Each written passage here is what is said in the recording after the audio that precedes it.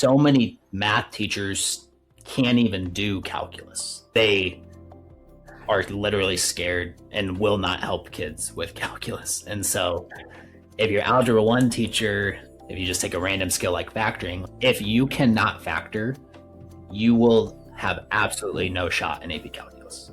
My own students, it's like, okay, you're failing. Why are you not here at school after school during lunch? Intentionally put up barriers. Like, how is there a way to make you not be able to talk to me?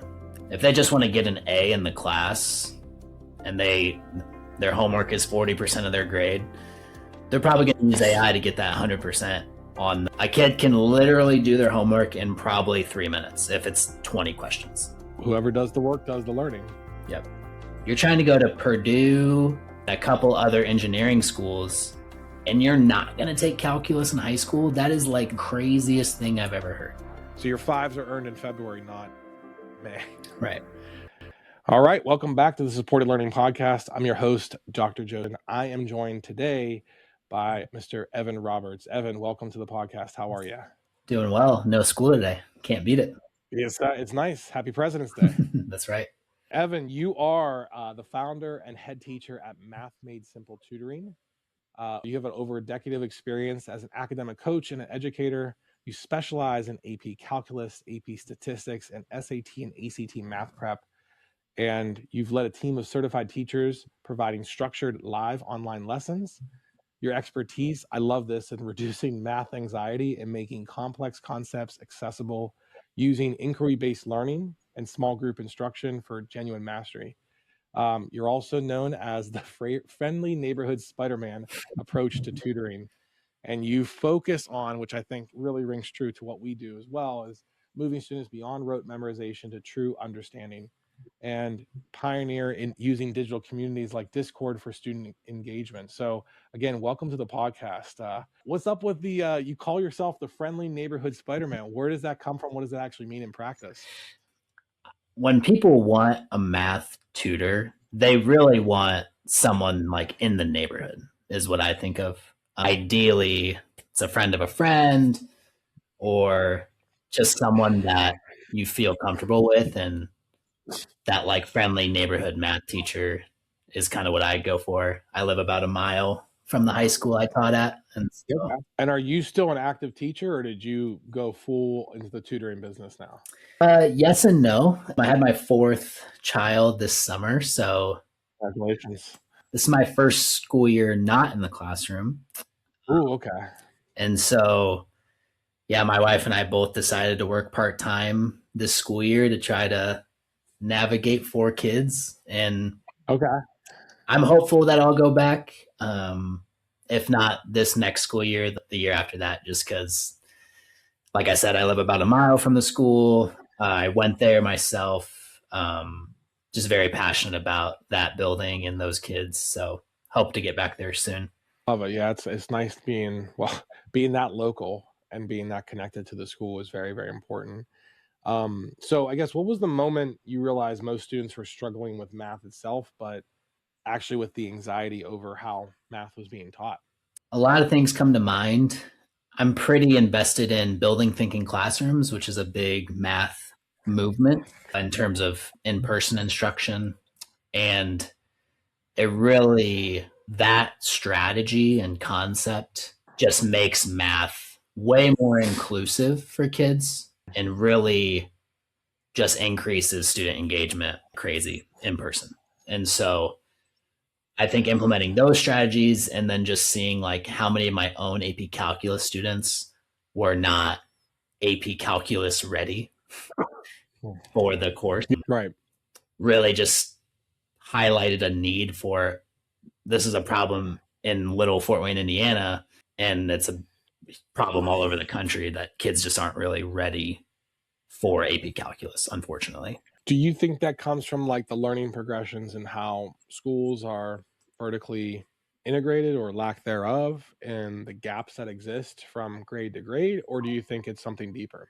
There's a bunch of things we could probably talk about. I think one issue is like with the teacher shortage, so many math teachers can't even do calculus. They are literally scared and will not help kids with calculus. And so if your Algebra 1 teacher and Algebra 2 teacher doesn't really know like what you're going to really need to do, they might be goofing around with things that aren't even really helpful down the line. Whereas like if you just take a random skill like factoring, if you cannot factor, you will have absolutely no shot in AP Calculus. And it's just a random thing like that where that vertical alignment is just kind of missing in a lot of schools. What problem are you ultimately trying to solve that traditional math classrooms aren't addressing? Yeah, that's a good question. I guess in my program, we're really known for availability and feedback. I just got off a call with a mom today where I told her that every feature, every Zoom call, every interaction is based around how can we be as available as possible to kids and how can we give them as much feedback as possible. And so it doesn't feel like different or new. It just feels like good teaching of like my own students. It's like, okay, you're failing. Why are you not here school after school during lunch? I'm here and I'm not going to kick you out of my room. So come utilize the teacher right in front of you, assuming that we had a decent relationship. I found that's like when I was teaching that too, is I usually did my best teaching in terms of where the most growth was from the one-on-one experience when they, we actually had like a blocked out school-wide study hall so kids could come and get that support. But it's almost to a point where, especially with complexity of like calculus and AP statistics, kids need that extra personalized guidance. And so there has to be opportunities for that. And is that kind of where you found, a way to really start a tutoring business out of? Yeah, honestly, I thought like if I could just do what I do during the day online for like 5 kids, this would be great. And then it turned out, okay, I guess a lot of people need availability and feedback.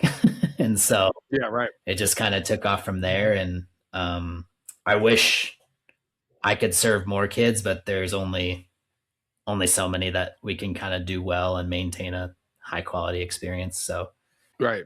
this time of year we're typically full, unfortunately, right when people with need the most help. with the AP season, Right. for sure. Here, yeah. In the process of bringing on 2 more math people ourselves. So we use Slack for student engagement. You use Discord. How's that helped change the tutoring experience compared to traditional models? It's funny you ask that because a lot of tutors like intentionally put up barriers. Like, how is there a way to make you not be able to talk to me? Is the like the vibe, and they're almost like protecting their tutors from kids being too involved in like messaging outside the sessions. But I kind of flipped that on its head, and it's like, no, you should message me. Like, you should ask for help in between the sessions. That should be a part of this relationship. My personal rule of thumb as a teacher was if a kid emailed me, I should have responded to them before I see them in person again. And so I use a similar approach that if you drop me a message of, hey, can you give me some feedback on this? You should hear from me either before the end of the night or by noon the next day. As I'm looking at we have about, 200 different Slack channels, and it can be a lot, especially bringing new people on board. But I think that's usually what's missing, because like traditional tutoring, you're like, hey, see you on Tuesday, and then won't see it. You won't be able to talk to me for like the whole week and stuff, right? Things come up during that time. So with AI everywhere now, AI is solving math problems. How do you ensure students are actually learning and not just getting their answers from AI? Yeah, that's a good question. I think it comes down to the students' goals and really what they want. If they just want to get an A in the class and their homework is 40% of their grade, they're probably going to use AI to get that 100% on those homework questions. but it's really all about like how they use it. Well, Right. what about the other 60% of your exams? And so I think that's where that coaching and mentorship comes into play of like, use your resources, work smarter, not harder, but also you're going to have to be able to do this on May 11th without any kind of support. So you might as well Right. kind of put The AP yourself exam through it won't now. have it. Right. What do you see, because obviously you interface with a lot of parents as well, what do you think the biggest misconception is about online tutoring and ed tech tools for math? Yeah, that's a good question. I think online tutoring, it can feel like my kid can't do that. And it's like, well, I'm writing on their paper that they took a picture of and sent to me. Exactly what I would do in person. And so Right. obviously there's probably poor online instruction. If they are working with someone that can use technology well, it truly is, in my opinion, a no-brainer. Like, why would you sit through traffic? You have a kid going to swimming and a kid in basketball, and then you got to take this other one, AP Calc tutoring. You're going to just save so much time and effort online. It's crazy because I still get one or two of those calls every now and then of like, what, we decided to go the in-person route. We think it's just, even though it's like, we're like AP exam prep, like this is our bread and butter of what we do, but we're just going to go to Huntington Learning Center or something, something like that, with no knock on them, but just like, yeah, but you're like talking to someone who is like expert. I don't understand how that's going to change. Like every model has its drawbacks, right? You might not be specialized at that local place. Um, it is interesting. It's like, well, the medium is really, and I think it goes back to just probably how poorly instruction was universally across the board in during COVID. People were just like, we still have it, but I think we're definitely moving more and more towards it being a more effective teaching model if you can be interactive. Right. So calculus is hard, I heard. The students hit a wall when they get to it. What's the big structural gap between earlier math classes and advanced coursework? Yeah, I think you hit the nail on the head earlier about AI and using it correctly. Typically an algebra issue. Like, Okay. I will tell the kids, like, this step is calculus. These 12 steps now are algebra. Like, your pre-calc friends a year younger than you could do these 12 steps down here. They just don't know these first two calculus steps. And so, photo math, that came out probably 10 years ago. And that, like, the math teacher's world of, like, can take a picture and get the answer immediately. Like, and especially if you're assigning just like procedural questions, a kid can literally do their homework in probably 3 minutes if it's 20 questions. If you do that all of middle school, all of algebra 1, all of algebra 2, you're just like going to know those skills. You didn't have to like look at it, Whoever does the work does the learning. Yep. Okay, so because like come from the humanities background, I'm much more keen to the history curriculums, the AP. We have, there's some of what we offer because we do have math tutors and stuff like that. But I get a lot of parents coming like that are pushing STEM, which I'm sure you get as well, right? There's such high pressure stakes in calculus, a little bit less than statistics, but physics, chemistry, right? All involving some level of rigorous math. Do you think it's also potentially the parents putting so much pressure on the kids that they're just like, I'm just gonna, because I don't, not that they're lazy, but it's just like, it's such high stakes. I'm just gonna use my resources to figure it out so I can try to cheat my way through it? Yeah, that's a good question. There's such a multitude of factors of what causes a kid stress. And I do think parents are a part of that. But I mean, there is a reality that like might be better off taking that class at their college. Yeah. Not the 5 that's important. It's that you're not getting absolutely destroyed at Purdue when you take calculus there. Like, even I was in a messenger conversation today about a mom whose kid wants to have an easier senior year, so they're taking AP Stats instead. And I'm like, you're trying to go to Purdue, a couple other engineering schools, and you're not going to take calculus in high school? That is like craziest thing I've ever heard. You are making your life hard by doing that. And so I think parents could probably chill out with the like of the class and the actual Right. score, GPA. It's just the exposure to the content. Same thing with chemistry, physics, all that.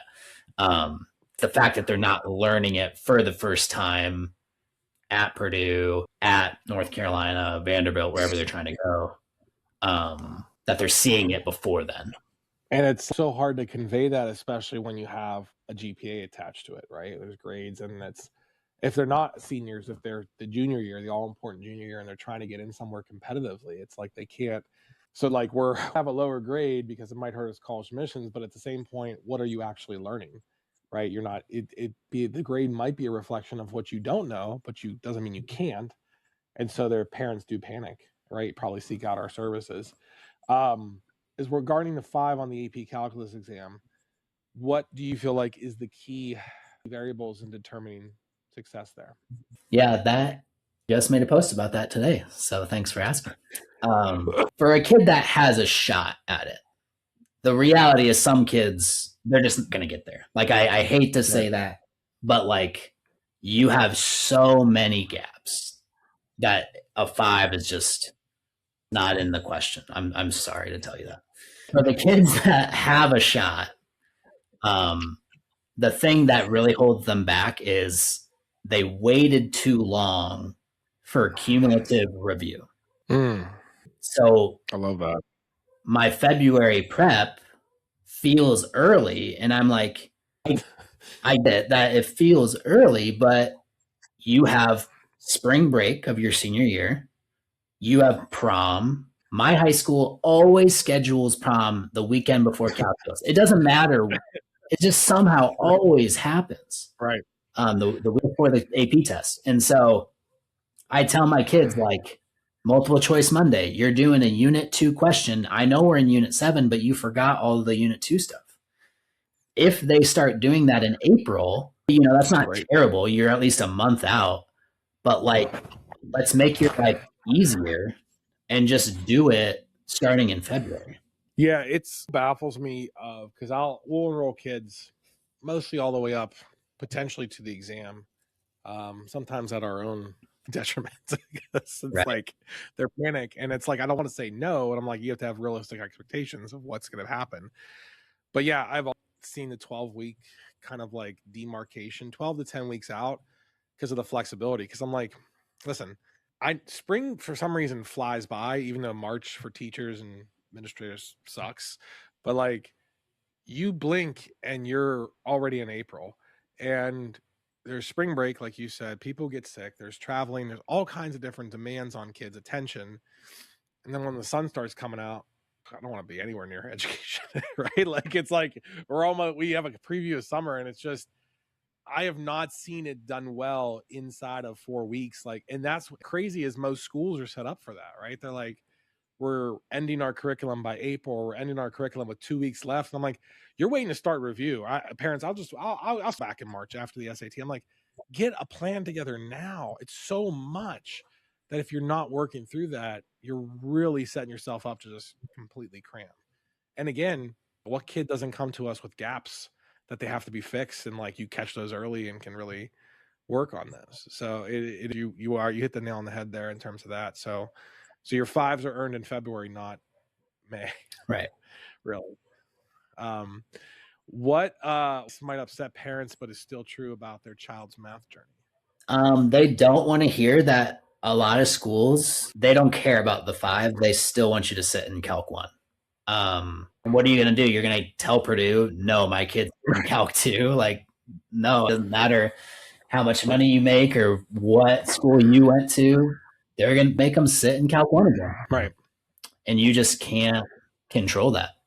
A lot of, like, Dan Meyer is a big math person I followed for a long time, and he's like, why are we rushing through calculus? Like, these kids taking Diffie-Q and linear algebra in high school, like it's a flex, right? Like, status thing, you look good, but like Purdue still wants you to take their Diffie-Q class. I know I keep talking about Purdue, but that's just where I went. And well, you're Local. It's either a Hoosier or Purdue or maybe a Notre Dame. Right, But right. in Indiana. So I got you. No worries. It's a great engineering program. Right. And so these they get so accelerated. It's like, to what end? Like, so you can tell your friends you took Calc 3 in high school, but you're still sitting in that class as a freshman or sophomore in college, you know? It's like I'm old by any means. I'm gonna be 38 this year. I don't remember anyone flexing on other kids in high school by the level of math they took, but I get it because I was in schools that is just like, yeah, you're in discrete. What does that mean? Shh, don't tell anyone. Math. I don't know. It's like I didn't get past. I don't think I got past Calc. Love that. I can't remember. I did not. I was like, this is not. I'm good. I want to tell you my AP Lang exam score. So yeah. Yeah, no worries. I didn't do well on my AP US history. I ended up becoming like it's not. It's really I just did no. I had the same thing. AP US history. I remember we did zero prep for it or very little prep for it, and the exam was on prom day. Like the entire school got out half day, and we had the afternoon AP US exam, and none of us cared. Like done. So, like we're like we do not want to be here. So it's like I don't know why College Board does that to kids, but it was bad. It was the Friday of prom. I definitely remember that. So I guess if you could change one thing about how high school prepares students for advanced math, what would it be? Oh, that's a great question. There's so many problems, but I think one is like, how do we give teachers the space to like get better at the actual job? Like, so much of my time went to like things that didn't help me get better at AP Calc teaching. I had to be like motivated to win. For example, like my teacher was my AP Calc teacher, my football coach. So like he's king in my world, right? And so Right. I wasn't gonna I never beat him. His scores were always higher than mine, unfortunately. Yeah. I was like, well, you're not gonna beat me by that much. Like I'm gonna like compete here, you know? I gotcha. Without that kind of like internal drive to do well and do right by my kids, so many teachers just don't have the like stamina to like listen to a teaching podcast after school or do some free professional development because they're just like stuck in dumb meetings about changes at the state level, you know, or whatever. And Right. so my principal tried to like protect us from that like annoying. He wasn't always successful. And so I that is a huge issue, is that teachers just don't have the like capacity. It just keeps put more on without taking any off. Right. What was the most meaningful change you've seen when a student moves beyond rote memorization to genuine mastery? Yeah, I mean, I did building thinking classrooms earlier, but like, Yeah. of creating a of thinkers and learners. I saw kids that were like in years past and like a math class would be like completely checked out, not engaged. And the gift I was able to give a kid like that, like this girl named Emily comes to mind, of just like her, the class was structured, gave her the space to like learn with others and not just like put her head down for the whole second semester. And so the way of vertical learning, where they're standing in groups with one marker on a whiteboard, thinking together and not just memorizing a procedure, like just scooped up a lot of those kids that otherwise would just be fully checked out. Gotcha. That's pretty insightful in terms of like you have to reach kids in a different way, right? I mean, interesting getting them to engage, actually walking the walk with them, because ultimately it is the way you deliver it in terms of like just so anti-lecture in terms of just the only delivery method, and it's like at the end of the day, what are they doing with what they like? How can they show you? Well, I think math lends itself to that, but I've not it's sometimes taught poorly in some ways as well. So yeah, like Peter Liljedahl's work really comes hard at like they're just mimicking you. they're not learning. They're literally just writing down what you wrote down and then swapping out the numbers based on the question. They are not thinking or learning. They are mimicking. And there's going to come a time, and a lot of kids, that's calculus, where that like mimicking culture just isn't going to work anymore. Like they literally will not be successful if you're used to just mimicking the math class. It's going through the motions basically and not actually thinking through the problem. Right. Do you find that sometimes in your tutoring program too? It's like, I'm not going to, I will call, but I was just like, so you're telling me you want your kid to be a doctor, and I sent you very simple instructions to read and follow, and it wasn't followed. It's like, I don't know how I can, like, it literally, I record a video for you, walking you through what you need to do, but we didn't read the directions. So we're okay. I don't know how we're going to get to this advanced engineering program. There's a gap there too. I think, but I don't blame those people individually. I just blame a society where everything is so personalized and catered to your everything. Like you don't, and it's just like, it's not how life works like anymore. It's not, I mean, like, you know, on your phone, sure, everything's catered to you, but it's just like, you gotta, there's gotta be some effort before I'm stuck. Like, I don't know, did you try anything? So, do you find that too, that sometimes happens? Yeah, I think that can be the pushback with families of my program is that there's like, they can learn with other kids. And I'm like, what are you talking about? They've been with other kids for 12 years. Like, they can't.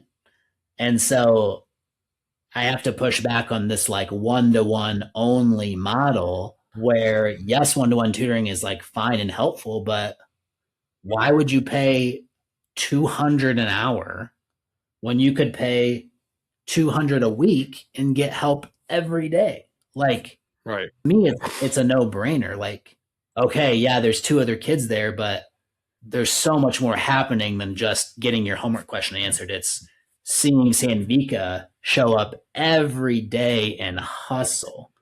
Like, as a learner, it's like it's more competitive than the average person, but she's not going to outwork me, you know, have that like competitive edge to, oh, she did all that work. Okay. Like, work hard too. And so everything doesn't have to be so incredibly individualized, kind of like what you were saying. Yeah, I find that too. Because we have a blend of one-on-one, we have group classes, but I don't charge enough for our one. Based on what you just threw out there, we probably don't charge enough for our one-on-one services. But it's just like, what? But it's like, at the end of the day, it's like, because they're in a classroom full of 30 kids and they're probably quiet, they're not actually engaged, they're just sitting and getting, doesn't mean that group instruction is wrong. I mean, group instruction for the rest of their lives, basically, if their college career too is not, you know, there's a time and place. Like, sometimes you do need some personalized things, but yeah, you are right about that. I found that too. So we are coming to the point of the podcast where we do rapid fire. So you do not have, I cheat the rules of this, where you don't have to explain your answers, but I will give you the option if you want to. But it's basically just first thing that comes to your mind, and we can move on or not. If you want to explain, you can. You cool with that? Yeah. Is it one-word answers or sentences? No, you could do sentence, whatever. It just comes to mind. Again, you don't have to offer explanation, but I'm allowing you to. I'll play by the rules. All right, cool. So rapid fire. So what is the most overrated AP Calculus study strategy? Doing a million questions. One thing parents overthink about their kids' math performance. That they think they're going to get an A+ forever in math. One thing parents underthink about their kids' math performance. I don't know if I know how to answer it with that underthinking thing, but they don't realize the importance of going in for extra help. Okay. If you could whisper one piece of advice to a parent of a 9th grader about preparing for AP math, what would it be? It would be master every possible algebra skill the next 2 years. And then one thing AI will never replace in math education. I don't know if I hope it never does, but like the ability to like speak back. It can like type back and you can like play it. But like for me to like feel the frustration in your response and not just say like, the answer to your question, but also like be in it with you. So empathy. Sure. It tries to, though. Hopefully. That's an awesome question, Evan. I'm sorry you're stressed about that, Evan. It tries. Once Elon Musk gets ahead of this, I'm sure Yeah. probably build something with empathy. So, okay. Evan, where can you, again, for being on the podcast, can people find you if they want to learn more about what you do, what you offer, how you serve people and kids? Yeah. Probably just mathmadesimpletutoring.com. I am a teacher, not a web developer. So sometimes they're like, there wasn't much on the website. And I'm like, do you want me to help you? There's not. Do you want me to help your kid or Yeah. focus on my website? Like, I'm going to help the kids. So It's so fun. It's so true. You have a Facebooker too, right? yeah. College admission secrets for parents of STEM kids. There is a lot of good people in there. I really try to make sure it's teachers or legitimate counselors, not just people charging $20K packages to promise you'll get into Harvard and then you don't even get into your state school or whatever. So, yeah, a lot of good people in there offering some pretty solid advice. That's awesome. And did you start that or after you were tutoring? Probably like in the beginning. Okay. Yeah. Yeah. We're come to a point where we're like growing pretty fast, and we get I just get that once a week now just by the lead volume. And like, hey, I was looking at I was trying to find reviews on your website. Like, it's just nothing much. I'm like, hey, when I started this business, I literally formed a website. I took like 2 months on Squarespace, built a beautiful website. Guess how much business I got? Nothing. For an entire year. And then I started a Facebook group, and then I started getting into like, oh, I don't know how to tell you. Like, I'm like, I have we run ads, it works. Like, I don't, people, like, I can't, something that needs to be done. But yeah, I hear you on the web development side thing. So it looks pretty, but if you want students, a nice website doesn't just magically give you students. So first, that's what I thought business was. You just have a website, and people they come and they just give you money. That's how it works. So yeah, cool. Well, on the growing family, thank you for being here. Last thoughts on AP Calc as we enter the busy season for both of us and AP exam season? Yeah, I mean, any kid, not every teacher is awesome, but most teachers are awesome and would love to help you as much as you're willing to do. So before you rush to a tutor to fix all your problems, reach out to your teacher. They probably want to help you and they probably want to see you be successful. So here we go. Cool. Evan, thank you so much. And we'll see you next time. Yeah. Thanks, Joe. Appreciate you.